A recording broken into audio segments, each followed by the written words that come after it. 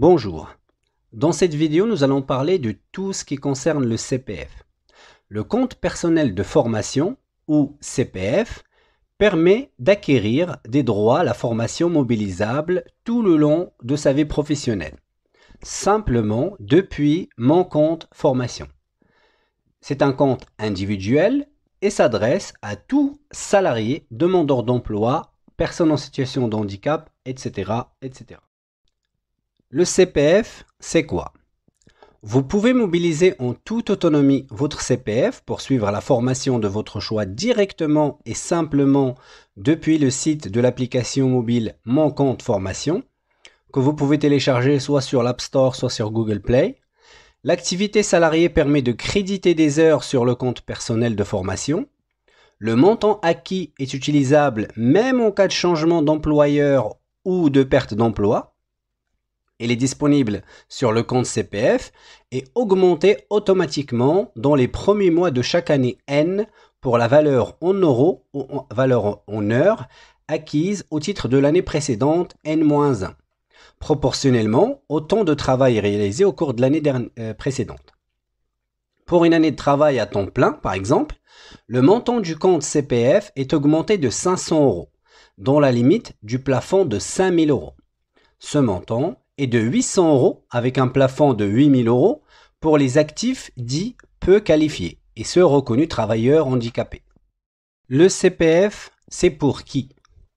C'est pour tous les salariés et tous les demandeurs d'emploi âgés de 16 ans ou plus, qui bénéficient depuis le 1er janvier 2015 d'un compte personnel de formation CPF. Le CPF est utilisable par toute personne active, salarié, demandeur d'emploi, agent public, agent consulaire à partir de 2019, travailleur indépendant, etc., etc. Et c'est tout le long de sa vie active et jusqu'à son départ à la retraite. Les formations. Les formations dites éligibles au CPF sont définies par la loi Liberté de choisir son avenir professionnel du 5 septembre 2018 et permettent notamment d'obtenir une qualification, donc un diplôme ou un titre professionnel, d'acquérir le socle de connaissances et de compétences, d'être accompagné pour la validation des acquis de l'expérience, ou la VAE, on fera une vidéo exprès pour la VAE, de réaliser un bilan de compétences, ou de créer ou reprendre une entreprise, ou de préparer votre permis B. Comment utiliser mon CPF? Pour activer votre compte, connectez-vous sur le site Mon Compte Formation, avec votre numéro de sécurité sociale ou via France Connect, ou tout simplement via l'application Mon Compte Formation. On fera un article spécifique pour cela. Validez les conditions générales d'utilisation et consultez votre montant CPF disponible. Où trouver sa formation éligible au CPF? Directement sur Mon Compte Formation. Vous pouvez consulter le catalogue de toutes les formations éligibles au CPF. Vous pouvez sélectionner la formation qui vous intéresse, complétez directement en ligne votre dossier d'inscription en formation et l'organisme de formation vous envoie alors une proposition sous 12 jours ouvrés disponible dans votre espace Mon Compte Formation. Financer sa formation avec ses droits CPF depuis Mon Compte Formation. Vos droits CPF sont suffisants pour payer la formation. Vous donnez votre accord à la proposition de l'organisme de formation. Si votre inscription est validée, vous pouvez partir en formation. Par contre, si vos droits CPF sont insuffisants, vous pouvez soit payer le reste à charge avec votre carte bancaire, votre inscription est validée, vous pouvez partir en formation. Soit faire une demande d'abonnement à Pôle emploi sur votre reste à charge. Donc votre place en formation est réservée pendant l'instruction de votre demande par Pôle emploi.